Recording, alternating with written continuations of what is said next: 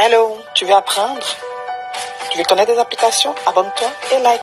Bienvenue sur ma chaîne YouTube Mam Sandy, la chaîne de la pratique.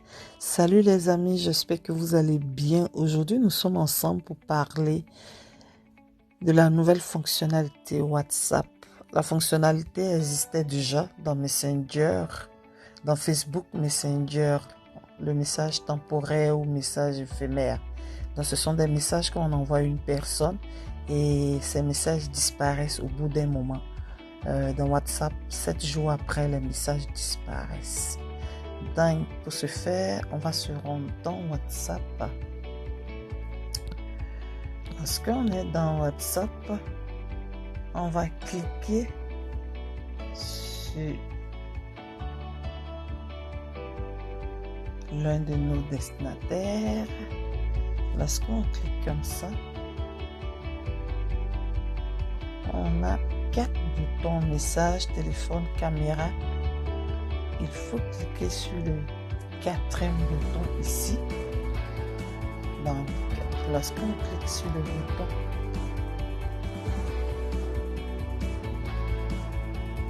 nous avons ici message temporaire.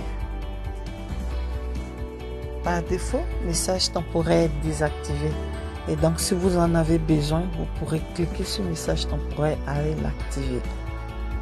Donc, ces messages, en fait, cette fonctionnalité permet, par exemple, si vous avez un message très important ou confidentiel à passer rapidement, vous pouvez utiliser cette option, envoyer vos messages et au bout de quelques temps, les messages vont disparaître. Cela dit, le message pourrait être intercepté ou sauvegardé sur un autre outil ou sur un autre périphérique, mais dans la mémoire WhatsApp ou dans ta conversation WhatsApp, le message disparaît.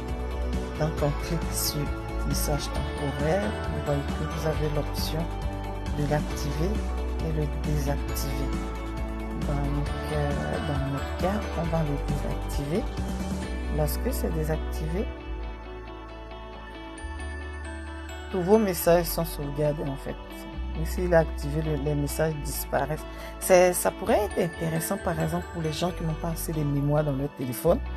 Donc parce que cette fonctionnalité, si vous l'activez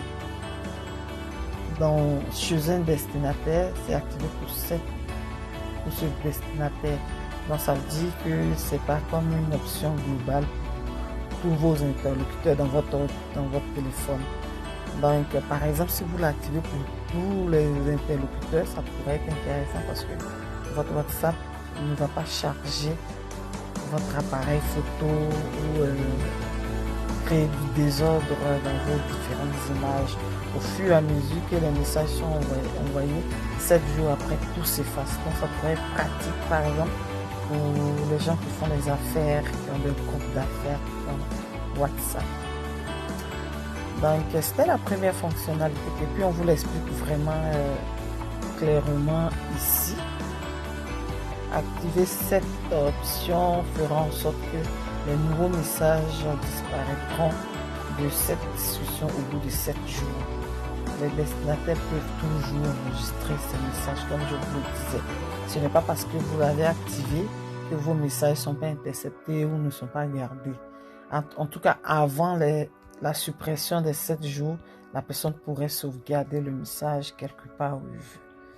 Donc, c'est ça, c'est ce que Facebook explique. C'est ce que la compagnie explique. D'accord, donc c'est la première option que je voulais vous montrer ce matin. La deuxième option ou astuce, c'est comment vider la cache de WhatsApp, comment libérer de l'espace, comment supprimer vos médias, tout ce qui est photos, images venues des destinataires dans WhatsApp. Donc pour ça, vous allez vous rendre dans votre paramètre WhatsApp. Vous cliquez sur les 3 petits points en haut. Vous avez le paramètre ici. Donc on clique sur le paramètre. Et là, on clique sur utilisation de données stockage. Lorsque vous cliquez sur utilisation des données de stockage, Vous cliquez ensuite sur gérer le stockage. Ce que j'ai remarqué, ces différentes options sont nommées différemment dans des appareils. Donc ça veut dire que moi dans mon cas vous avez géré le stockage, peut-être dans un autre cas vous allez juste voir sauvegarder stockage. Donc ça dépend vraiment, alors que ça parle de la même chose, ça dépend vraiment de la nomination dans l'appareil. Donc vous cliquez sur gérer le stockage et là vous avez tous vos interlocuteurs, tous vos destinataires qui sont là.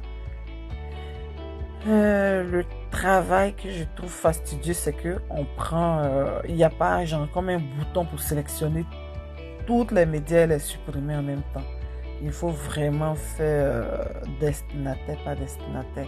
Donc, par exemple, ici, je vais vous montrer ce qu'on appelle médias. C'est tout ça.